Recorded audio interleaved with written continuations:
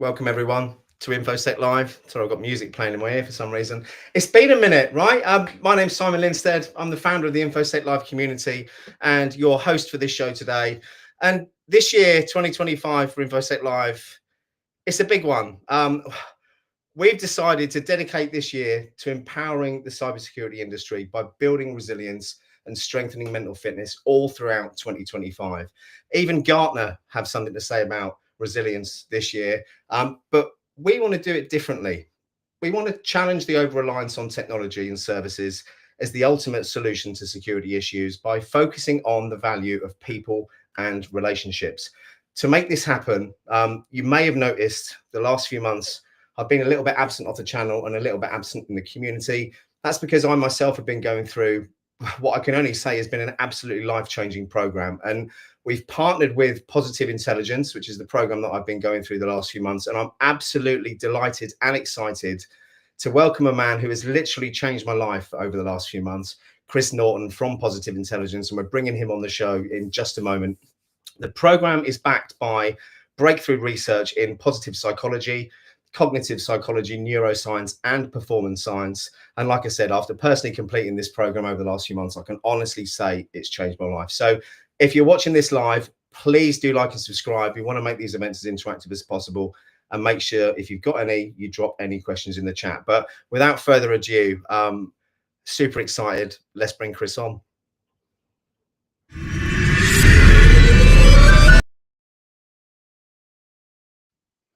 Hey Simon, great intro. Thank you so much. A lot to live up to in the next. You really, I mean, it's people flippantly come out with comments like that, right? Life changing, but there's not everyone who's watching this will know me personally, but I'm sure there's a few people who do or who've been in the community. And last year for me, I've had a roller coaster of a life, Chris, as you know. But last year, emotionally, from losses, grief in the family, it was a really, really tough year for me. And resilience was ebbing and running out for me. And we got introduced by Murray at Bright Cyber and been through this program, and it's literally changed my life. So Chris, before we go into anything, a massive thank you to you and the team for everything you've done for me and my family the last few months. Thank you so much, Simon. So what we want to do within the next 27 minutes is cover what normally takes a number of weeks. So what we're going to do is send you the resources afterwards. We can obviously pick up follow-on questions. But at the end of this, we're going to make a special offer to you guys in the cyber industry so that you can experience it. Because, like with any program, PowerPoint might give you the details, but it doesn't actually make the change. So I'm going to take you through the key concepts, how it works. And I'm going to make sure I'm always contextualizing to your industry, your roles, because that's what's going to get you really excited about this.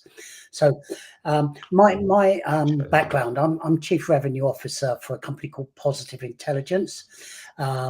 This is what we're going to cover today. But just in terms of an intro, my background is in technology, and also I've been an entrepreneur, grew my own company around sales transformation and consultancy, and we passed that on to our management team last year. So I've been in a mixture of support, technology, sales, and leadership roles.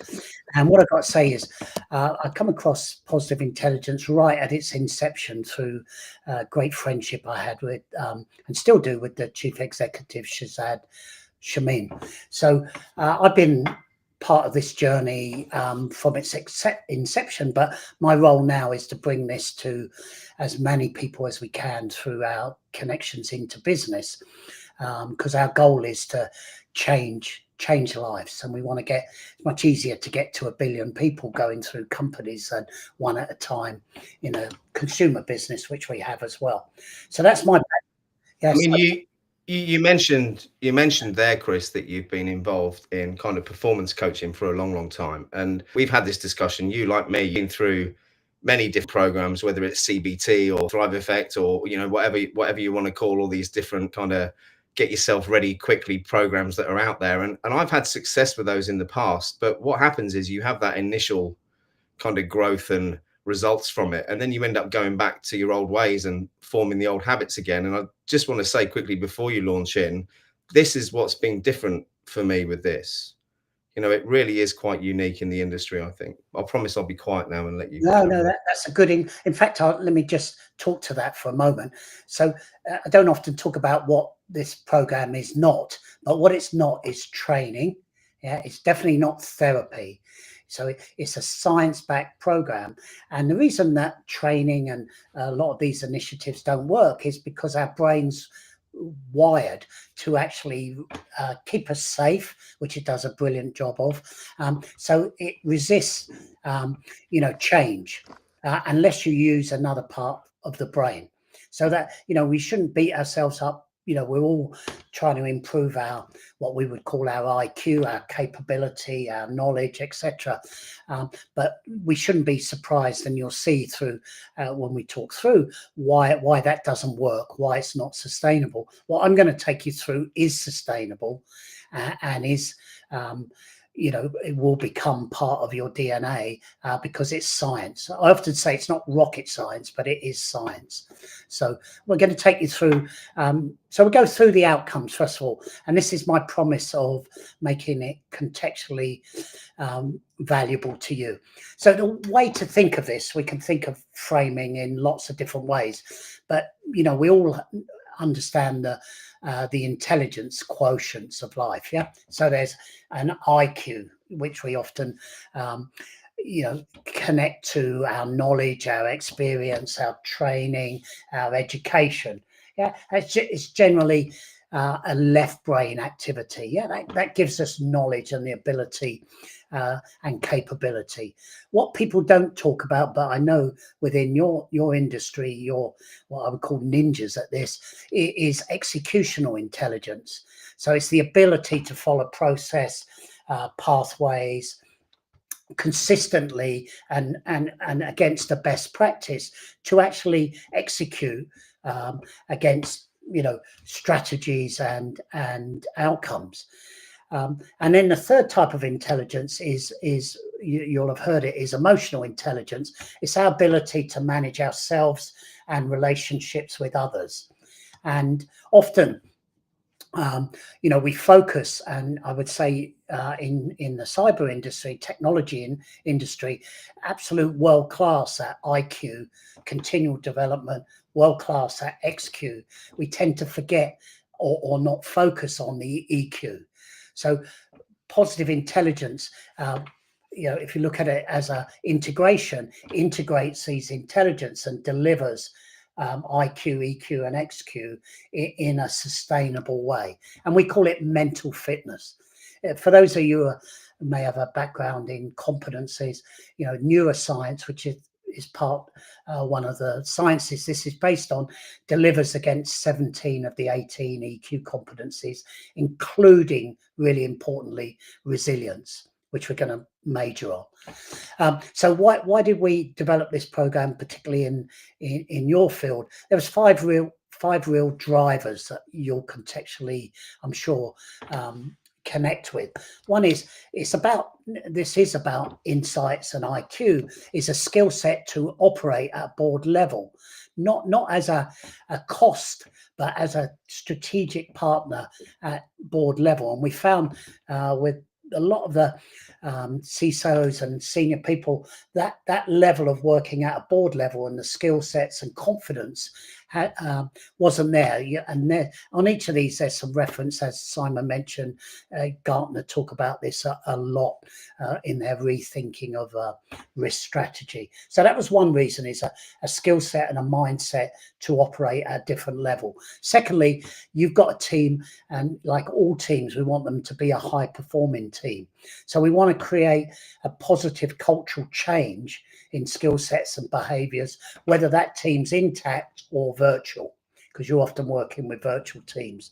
Thirdly, I've worked in client success when I was in Dell and wherever. Nobody comes to you with amazing opportunities every day. You're facing challenges, you're facing problems. That's the nature of the job. So it's really, really important that you look after your well-being, your team's well-being, and effectively your organization's well-being, so that you can sustainably work within the role you have. And again, there's some more around employee burnout and well-being. We'll go through some stats, and then embedding this sort of cybersecurity attitude. An attitude is not something you drink out of a bottle. It's a developed mindset, a can do, will do attitude, to have positive influence across relationships, whether they're in your team, across departments, across the organization.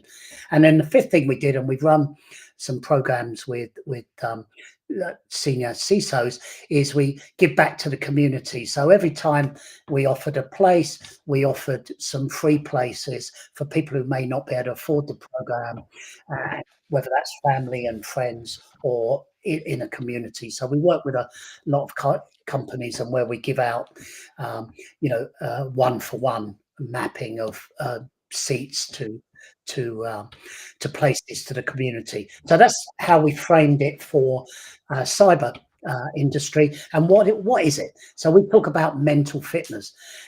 So a lot of us, and maybe I'm slacking off a bit this year, but we focus on physical fitness. We focus on our IQ, our cognitive fitness, but really not many people focus on their mental fitness. So it's about building this mental muscle there. And the definition and the category, sorry, Tom, just flip back for just a second.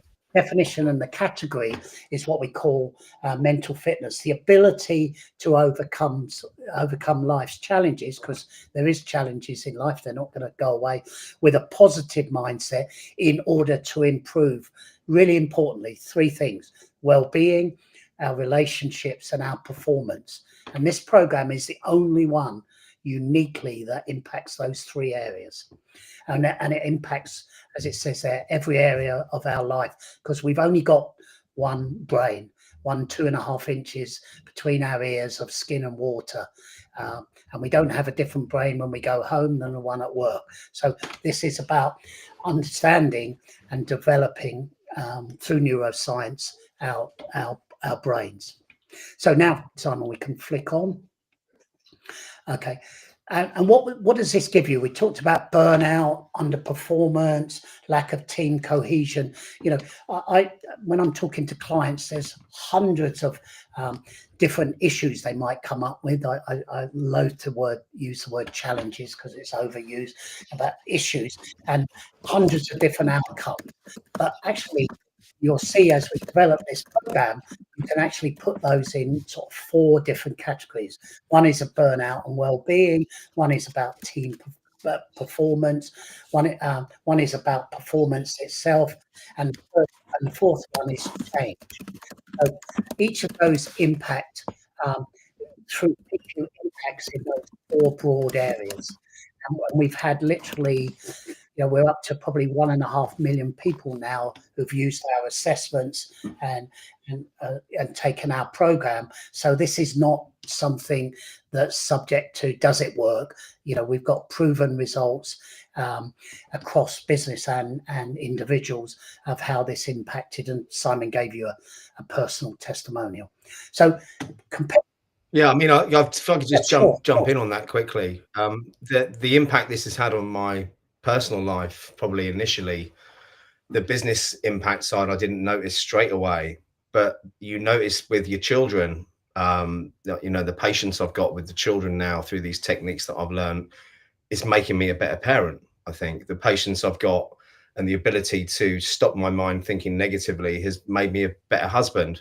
And the last 2 or 3 weeks, this has now started to filter through to the business world as well, where that positive attitude that you're giving off is filtering through in every conversation that I'm having. Thanks, Simon. So we'll just skip on now, and I'll so why is it unique? And you may know of a science called factor analysis. So factor analysis is about getting to root cause. When you can get to root cause, then you can put a simple but not simplistic, what we call operating system in place that is sustainable, because we've got to the root cause. So how do we get there? So in simple but again, not simplistic term, we effectively have two regions of the brain. We have a part of our brain, our limbic brain, which is all about survival. So that's the thing that keeps our heart going, keeps us, on the earth through gravitational pull, keeps our breathing going. Yeah, it's an amazing part of our brain focused on survival. But it also runs, fear-based behaviors that keep us. We can achieve using that brain, but it will be done through fear. So it's fear of failure, some people fear of success, fear of not being accepted, fear of not being loved or liked. Yeah. So we call it a 2,000-year-old operating system. Yeah, that's not fit for the modern world. So there is another part of the brain we call our sage brain, where different behaviors exist, which are based on thriving, innovation, exploring opportunity, looking at empathy, looking at value-based decision making and values, and looking at laser focus action. And we know through functional MRI scans, through wearables, that these two different areas of the brain. So what the program does is move us over a period of 6 weeks is the foundational program for a number of minutes a day. It creates new neural networks that move us to the norm, being able to access that part of the brain rather than the fear-based. We tend to use fear in a lot of what we do. Keeps us survival, but we only need it 1% of the time. It was really relevant when there was dinosaurs wandering around, or if the tree rustled, it could be danger, wherever. I don't know about where you live, but there's not many of those left. So, yeah. It's just pheasants, here. It's all right. Before you go on to the next one, there's a quick question from Brian over in the States. He said, how is the program success quantified? Yeah, you might cover that later on, but I thought on the site. Yeah, absolutely, in a number, and I'll show you the results. Yeah. Yes. It looks like Andrew's already heard about saboteurs. Look, we've got a good old saboteur comment in there. Yeah. Hey, Andrew, good to see you. Yeah, and burnout and to adopt resilience is a tough one. Actually, that's part of the old brain thinking. No pain, no gain. Actually, you're working in a different part of the brain. It's going to be ease and flow. You're talking about thriving. So that's a myth we need to dispel as well. I mean, it sounds like fairy dust, right, Michael, that you can change your brain to think this way. But honestly, I've spent my whole life internalizing everything and then going through these negative cycles. But it's taken me maybe a bit longer than the 6 weeks to see massive impact. But you definitely notice impact within the first 2 or 3 weeks of doing it. Prashant's made another comment. He said, can self-mastery translate into self-arrogance? Great, I'm going to answer that now. And what you can look at saboteurs as, one lens, is overdone strengths. So absolutely, confidence, which is a strength, could turn into arrogance overdone. So you're absolutely right. So we're not talking about, when we talk about saboteur, we might talk about a hyperachiever is one example. We're going to give you a link so you can do your own saboteur assessment, and not now, but you can take the link away and do it, and then you'll see it yourself. So let's move on to, so we're talking about root cause and these two regions of the brain.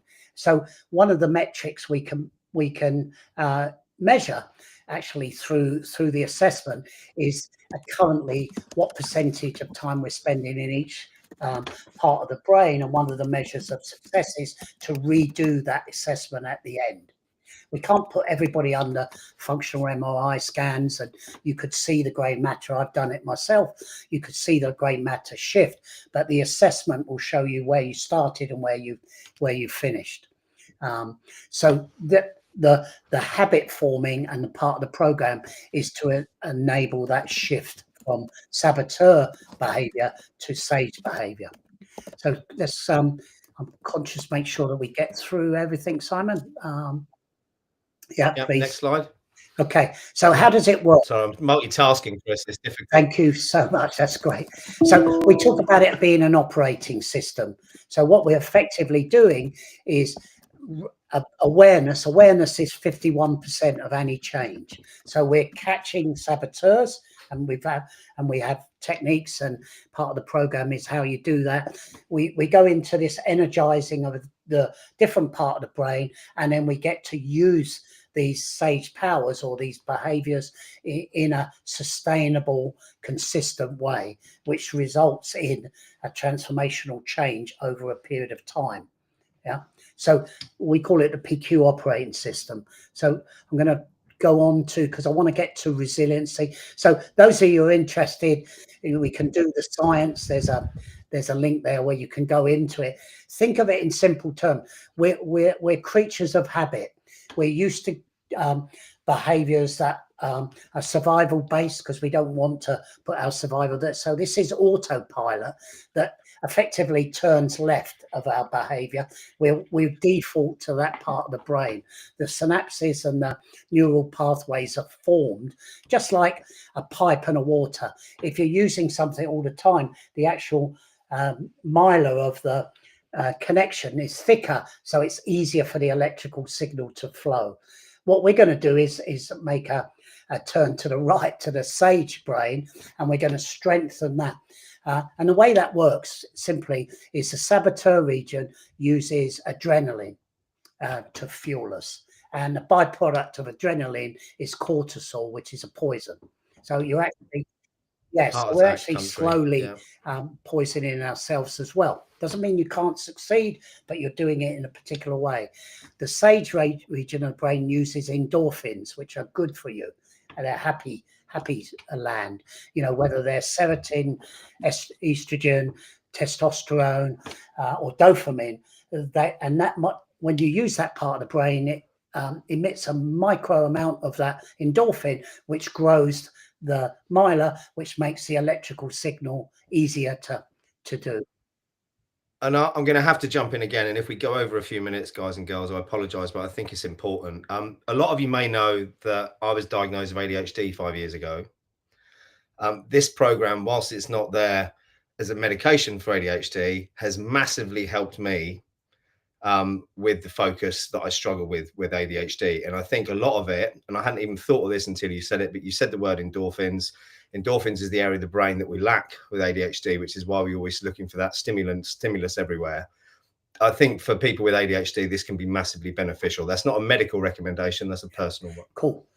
Let's pop on. Okay, so how does it, I want to relate it to resilience. Someone put in a thing about no pain, no gain. I think that was Jonathan. Yeah. So the old definition of resilience is the ability to keep getting up when you're knocked down, whether life's challenges or wherever, you know, and that was deemed a resilient person or a resilient team or a resilient organization. Actually, that's the definition of madness, to keep doing the same thing and expect a different result, you know. So what the definition of resilience is in mental fitness terms is the time taken to recover. Yeah. So if something goes wrong, or the awareness to the transference to sage power, that the reduction of that time, and you know, is the definition of the resilience. Yeah. And resilience in, as I said, individuals, team, and there. And we focus on resilience in cybersecurity and technology, because you're used to understanding resilience of systems, resilience of processes. What we're you know, espousing here is resilience of people. Yeah. So that's where we bring in resilience in. Within the you'll see when we get to the app, there is a whole module that we've recorded around how to apply the principles of resilience into practical personal and business scenarios. So resilience is a great theme for us. We've been running, you know, we talk about resilience factor in organizations, resilience retreats. You know, so it seems to be a great watchword now, because it's all about recovery and the time to.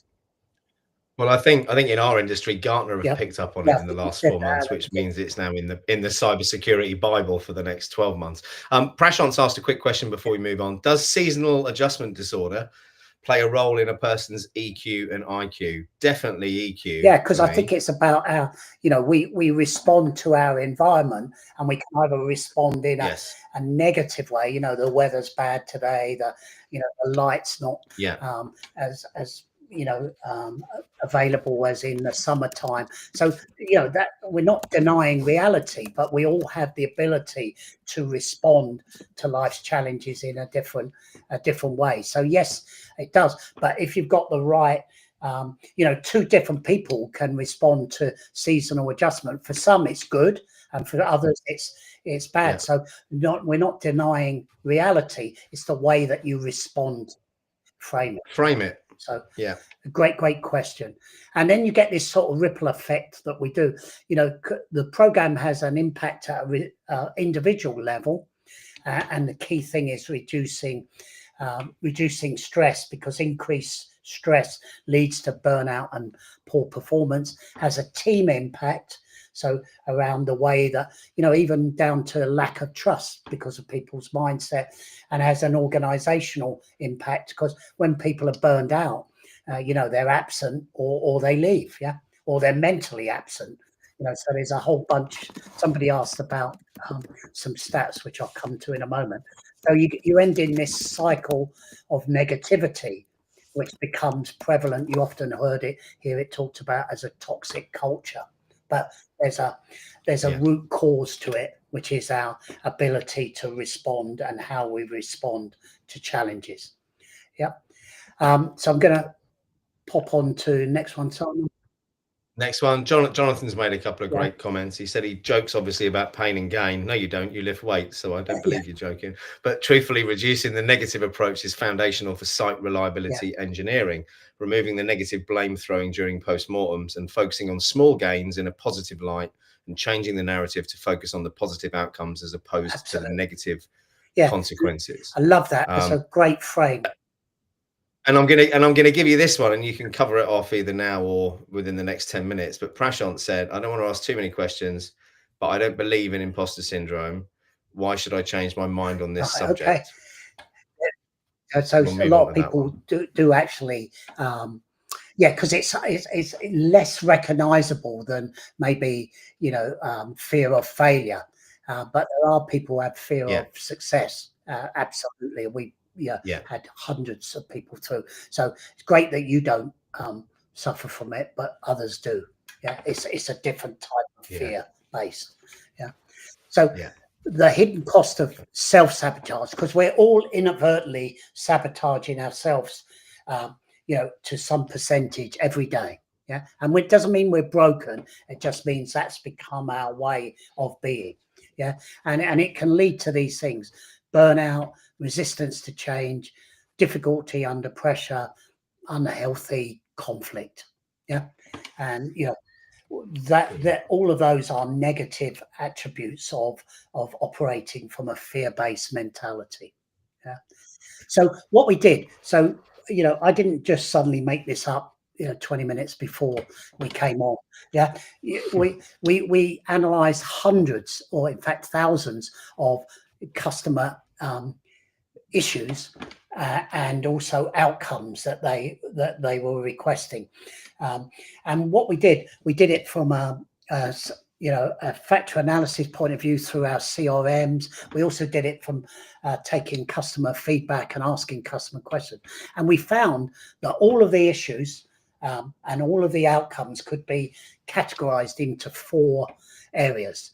And we associate those with those 4 areas, burnout and well-being, performance pressure, adapting to change, and a level of team dysfunction or team development needed. And probably be a lot of hands go up to say, I can see that, or I can fit myself or my team or my organization in one of those areas. And what we did, we take surveys on all of our programs, but also look at underlying research. So these are latest stats. You can see the links there from where the references are. Nearly half the people feel tense or stressed during the workday. is that good for us? Stress is not good because we're working from adrenaline and cortisol. 2/3 of our people experience one outcome of burnout: low energy, lack of effort, etc. Nearly 80% of executives say their workers are affected by burnout, exhaustion, or soon to be. So burnout is not conducive to thriving in business or personal. Resistance to change. How many change initiatives have you been involved in? Strategy's great, doesn't land. That's because 40% of people, only 40% of people are willing to adapt, have agility for change.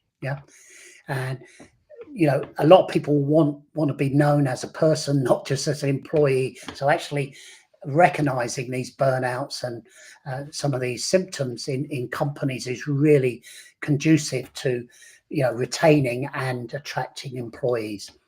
And a lot of people put down organizational structure as a cause of inefficiency. So actually having clarity and there helps in that area.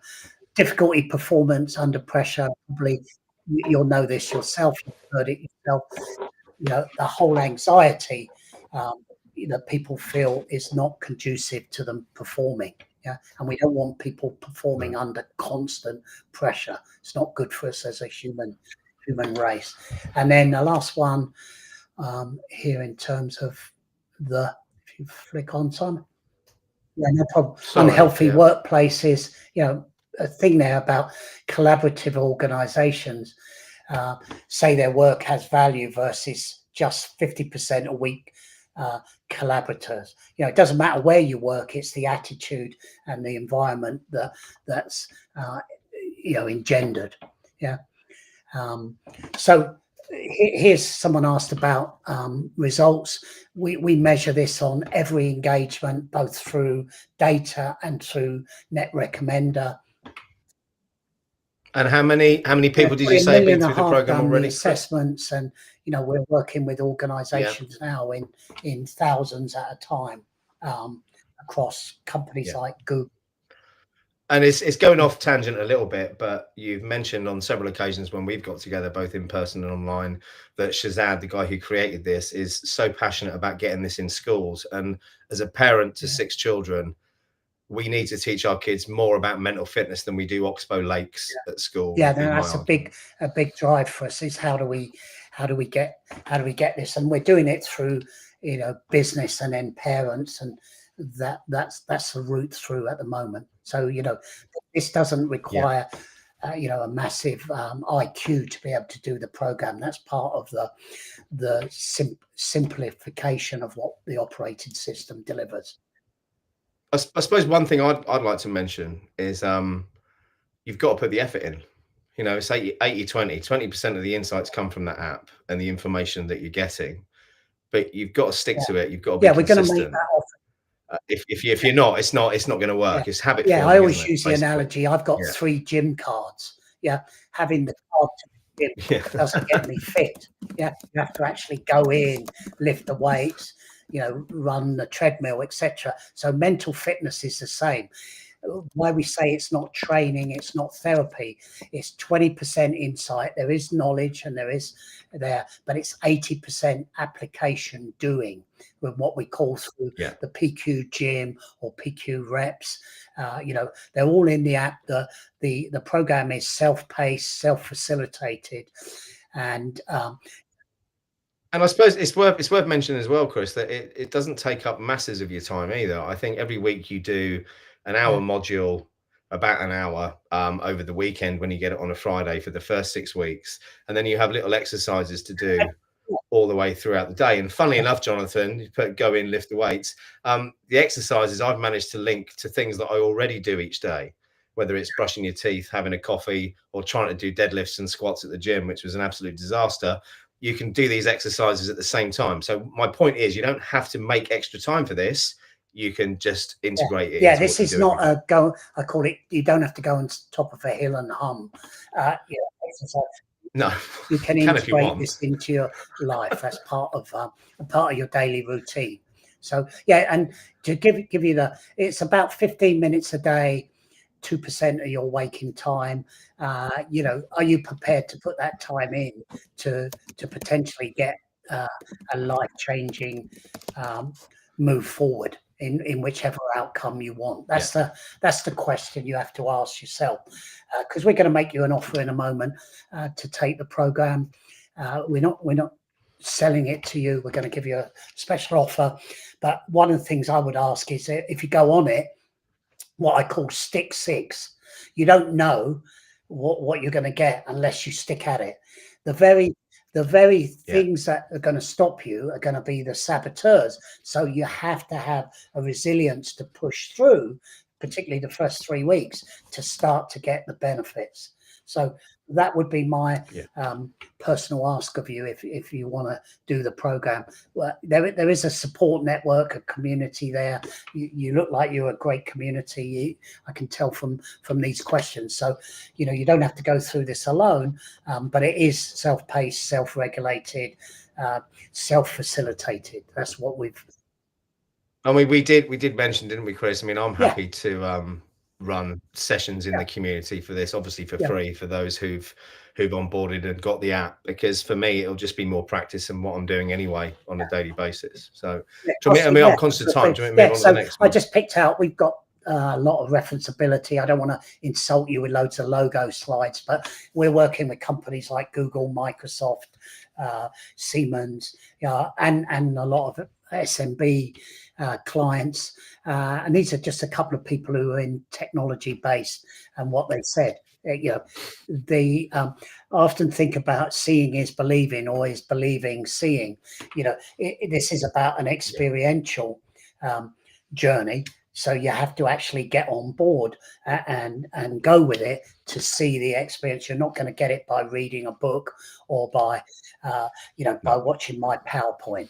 So, you know, it's an experiential piece of, but we know it works. We know it works. We've got so many happy people come out of this. You've got one right here as well. So very happy person. What is it? It's app based. As I said to you, you can take assessments before and afterwards. There's a dashboard in there to show your daily progress. And that's gamified. The more you do, the more modules open up. What we call PQ muscle. Think of it like that's that neuro links, neuro that you're making between one part of the brain and another. It measures that muscle score against exercises. Everything comes in the app. There's what we call a PQ gym. Every time you do a 2-minute exercise, you get so many points, and there's a dashboard to show you that. And we know that when you reach a certain threshold, you've made a 3-to-1 ratio change from saboteur to sage. And I suppose just to show everyone, if my phone will hold enough battery for long enough for me to do this, you can see on the one we got on the screen there, I think they're on level 1, where they've gone through this program. I think at the moment, if you can see that I'm now up to level 5, and those levels really out of focus, really do make a difference. So it is measurable, and you'll go. Everything you need is in the app. What we were thinking about is we're not, we're not here to sell you a program or something. If you go onto our website, the program's $995. Through the links we've got with. And what is that, Chris? That's a year's access, isn't it, to the app? Is that right? All access to all the content, etc. So what we wanted to do to this community, say, let's cut that in half.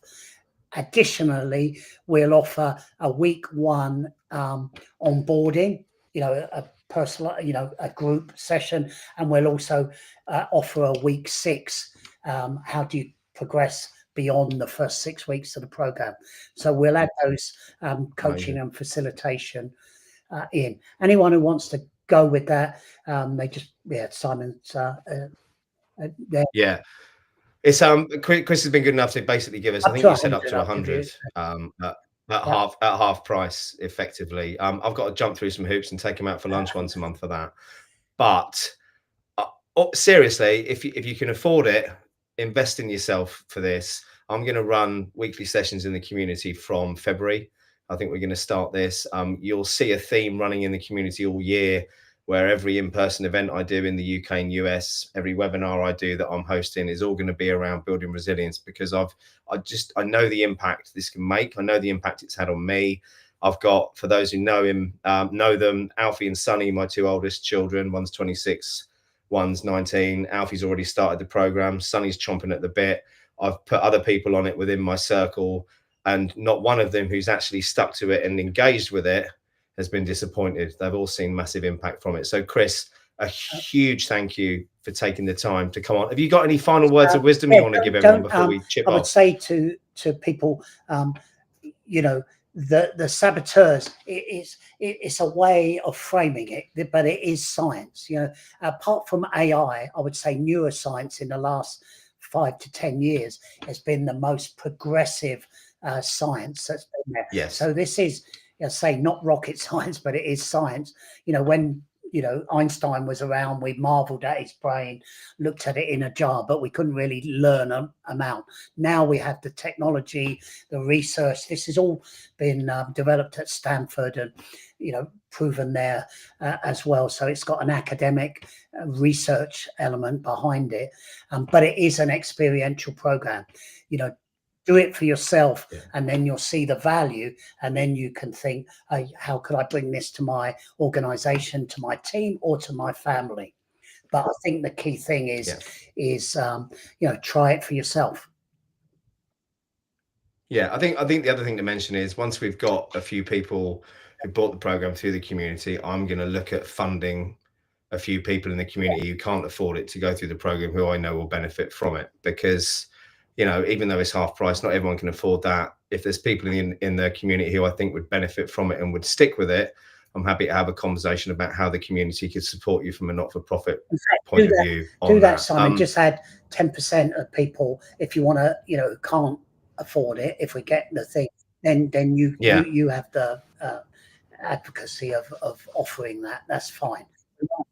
Thank you. I really appreciate it. One other thing we haven't mentioned is the saboteur assessment is free, whether you go on the program or not. I've put the link in the chat there for anyone who wants to try it and see what the results are. For me, this whole saboteur thing was the biggest eye-opener.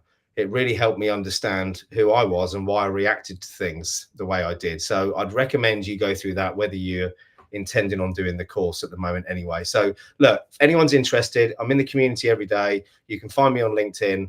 I've put my email scrolling along the bottom there. Please reach out to me. Reach out to Chris. I think he's even on LinkedIn now. Is that right, Chris? You've made the step onto LinkedIn. I've always been on there, but it depends who gets hold of me.